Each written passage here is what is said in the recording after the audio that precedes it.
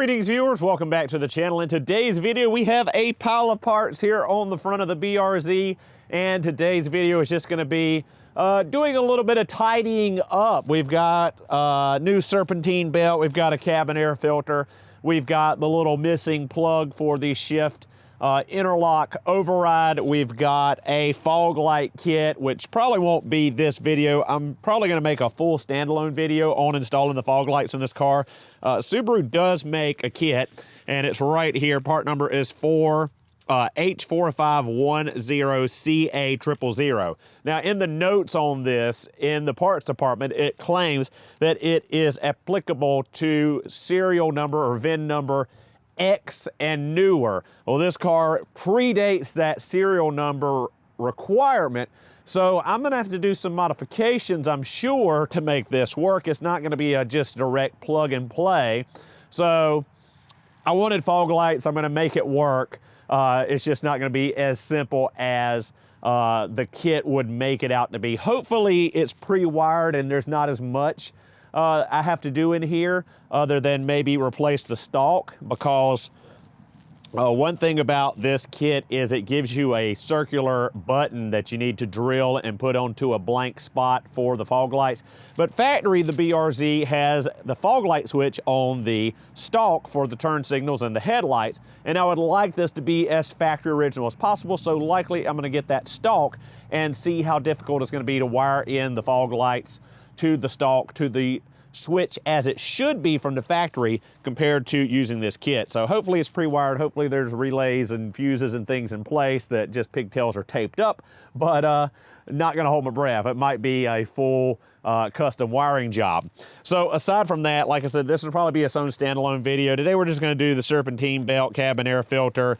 We got a PCV valve, PCV hose, just some knick-knack things. So with that said, let's just go ahead and dive in and freshen up the BRZ project a little bit more.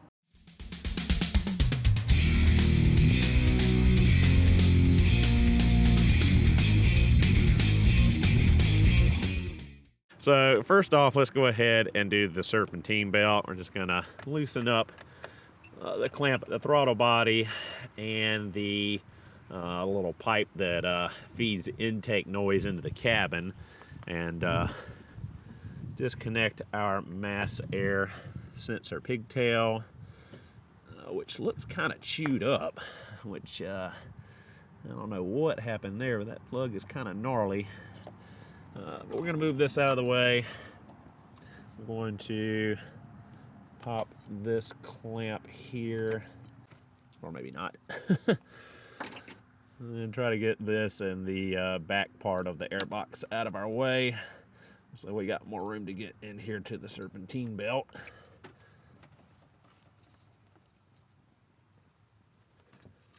So pop that off, pop that loose.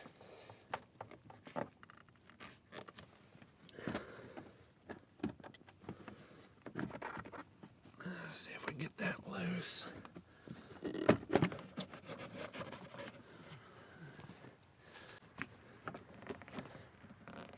There it comes. All right. Let's pop that out of the way. Get a better look at our air filter. Still pretty clean, so I'm not really worried about changing it out. Throttle body isn't horrible, but probably could use a cleaning. So we'll go ahead and pop our belt guard off of our alternator, or at least loosen and flip it up out of our way. And we'll get this one off of the AC compressor, although we could probably work around it, but might as well get it out of our way. It's nothing but two 10mm headed bolts here on top of the compressor. So we'll just take these two bolts out and flip this cover up with the wiring attached, just like so. And let it set back down there. So from there, then we need to go grab a wrench. It should be a 14mm, throw it on our tensioner. And there we go. So quick, take a mental shot of the belt routing and pop it off of there. So yeah, this belt probably had some life left on it, but them grooves are pretty deep, and it was getting kind of glazed on the backside, and I was sporadically hearing a squeal from the belt, I think when the AC compressor clutch was activating, so likely was slipping a little bit. So new belt time. We'll go ahead and spin all our pulleys by hand. Listen for any noise. We got a little bit of bearing noise right here in that idler. Everything else is nice and quiet. So we'll make a note of that. Likely replacing this one pretty soon. Although I do have a spare BRZ engine in the shop, I might go see if it's got a quieter pulley than this one and swap it real quick. So big negatory on that, the two idlers here on my blown up BRZ engine in the shop is much worse, much louder. So we'll just pick up one of these when we're at the Subaru dealership next.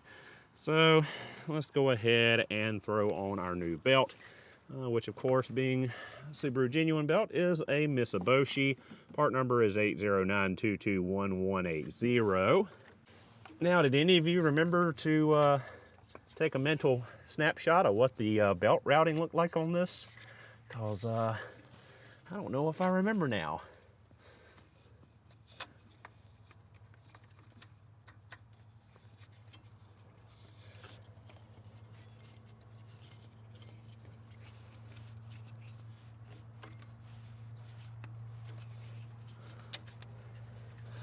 Just kidding.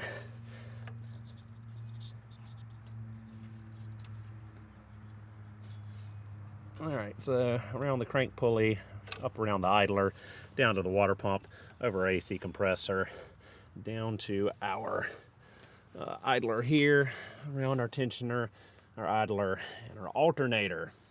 For our 14 mil wrench once again on our tensioner.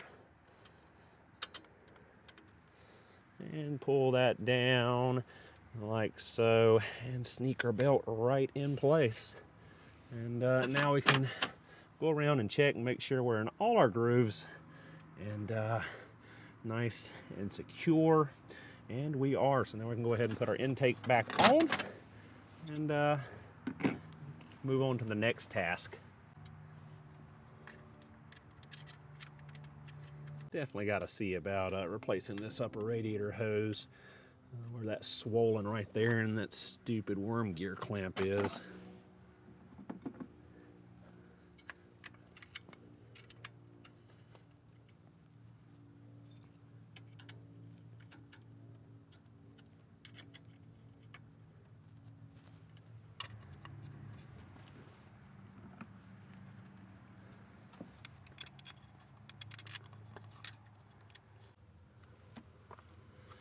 And we're good. Drop our air filter back into place and swing our air box back into place.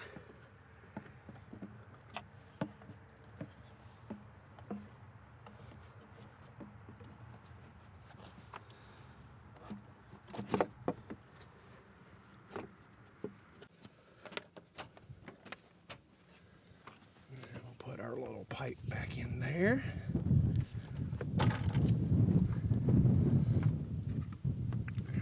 Back there. You know, you've been doing this kind of work for a while when you've got the finger strap to just compress these spring clamps and move them. So got that there. Plug the mass air sensor back in and take our nut driver and tighten our two hose clamps back up.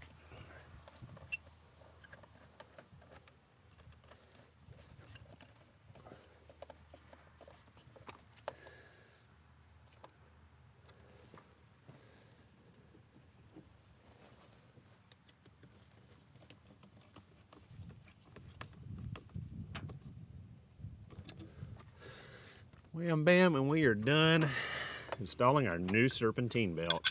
All right, guys, so on to our cabin air filter, which is a Subaru part number 72880AJ010. Now, hopefully we can do this free-handed.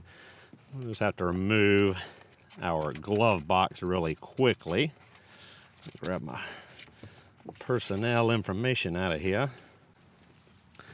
So over here, we pop off our dampener.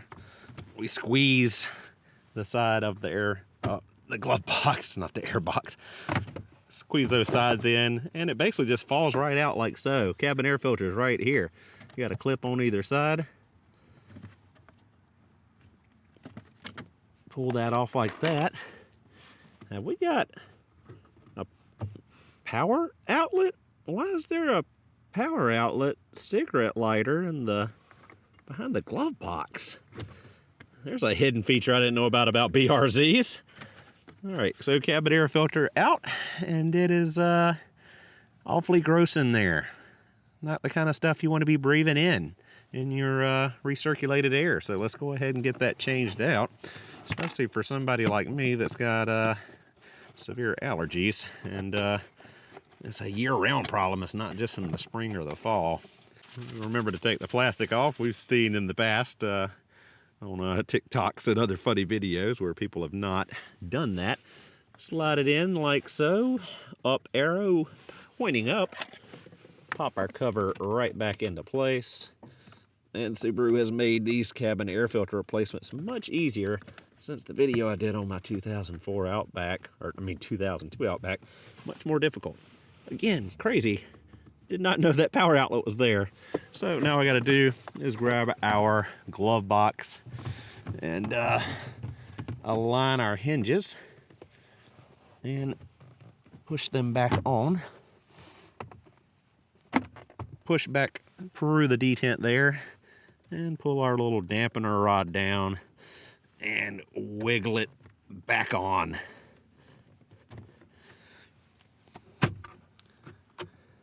And we're all good. Cabin air filter is replaced. Nice, clean filtered air instead of this grungy mess. So the next item of business is probably trivial to a lot of people, but I got a big hole right here in my shifter base because this little cover for the shift interlock was missing, and that is a 35181CA000. And let's try not to lose it before we get it installed. And there it is. Again, probably a little nitpicky thing, but it's supposed to be there. I want it there. Which way does it go? And also, is it not supposed to be gloss? There we go. Much nicer. Again, a little OCD thing, but glad to have it. So, last item on the docket for today. PCV valve 11810AA131 and PCV hose 99081AA321, which like every other Subaru, it is located right back here at the back of the engine block, and that's when the hose comes up under this cover. So this is all broken out. Someone again was very not gentle with this car. So we need to pop this cover up. There's little clips on the back and it basically just pops up, so we'll go ahead and get that out of the way. So there's the two little clips there at the back, and then at the front you've got another clip. Just push your finger under like that, pop that out of the way. Here's our PCV hose. It wraps around underneath. A little bit difficult to get the camera in here to show this to you guys though. So here is our PCV hose, the way it fits in there. So we're just gonna go ahead and pop it off here. I'm gonna reach under here and pop it off. And I think with extensions and a swivel socket, I'll be able to fish that out without much issue. Although the intake manifold does sit further back on the BRZ with the throttle body to the front, rather than other Subarus where the throttle body is to the back and the intake manifold is shifted more forward and the PCV valve is a lot more accessible. So gonna reach under here, pull up on the hose. The reason why we get new hoses, or why I get new hoses, is because normally the hose is quite brittle and will normally just crack or split whenever you try to pull it off. So always have an extra hose, otherwise you'll have a massive vacuum leak when you go to replace these. Let's grab the hose with our hose grip pliers here and pop it off like so. And we'll reach down to the base of the hose on the PCV valve, or try to get in there. We got a air pump line in the way. For some reason the automatic transmission cars have an air pump. I guess they don't make enough vacuum for the brake booster, because it goes from the brake booster, this hard line here, all the way over to this vacuum pump. So looks like we got two 12mm headed bolts in the way that hold the hard line on. So it looks like we take those loose, we can just push it back out of the way and get a lot more access to this PCV valve. And to show you guys what I'm talking about, here is the vacuum hose for the power brake booster. We follow that down, there's a hard line with a mounting bolt there. The hard line comes around to here, mounting bolt there, our PCV valve's right there. And then it comes up the hard line, the soft line, into the vacuum pump that is off of the back of the right-hand cylinder head.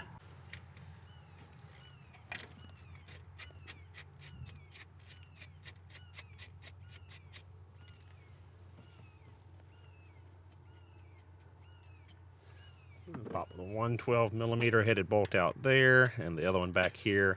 That's on the engine eyelet hook.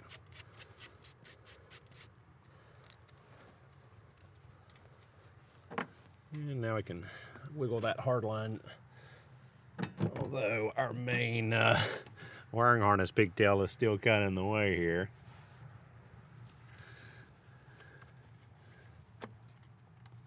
But if we move it up and slide it over, we've got just enough wiggle room now where we can reach down there and grab our PCV hose off of our PCV valve, just like so. Again, sorry guys, I can't really give you a good shot of this.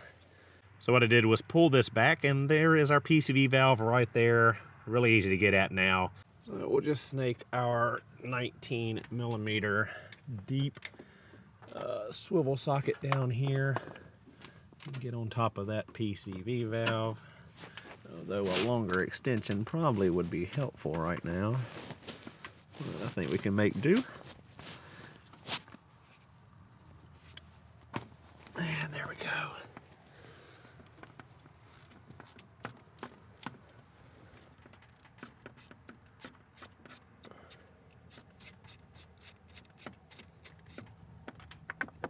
And getting that in and out of there is going to be a pain.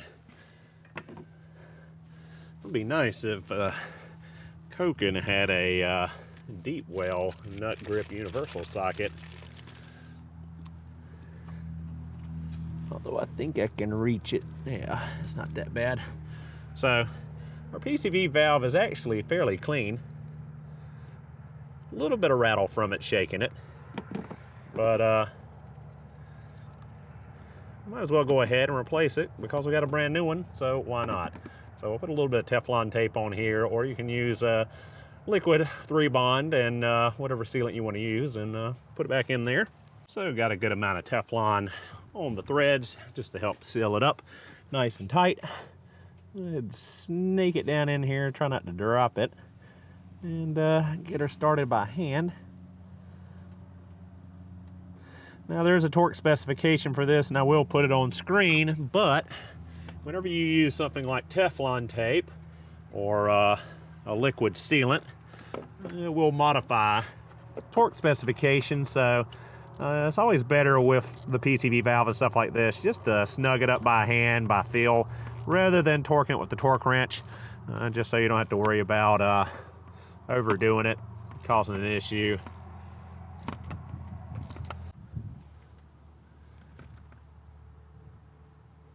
And click, torque specification.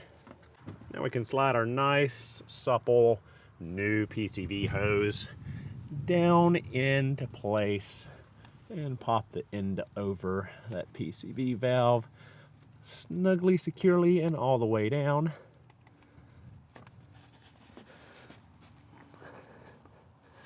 And on the other side, we'll pop it onto the nipple at our intake manifold, or upper plenum, whichever way you want to call it.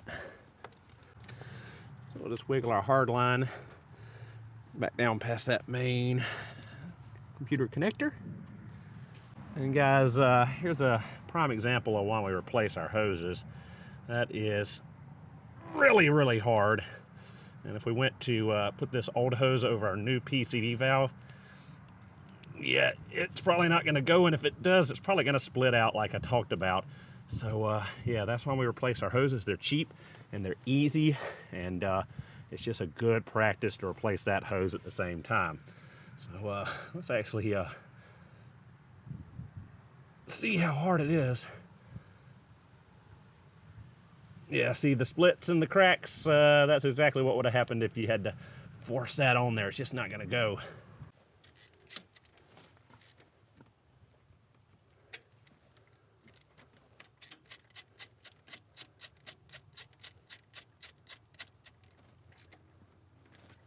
Just drop our little cover back into place.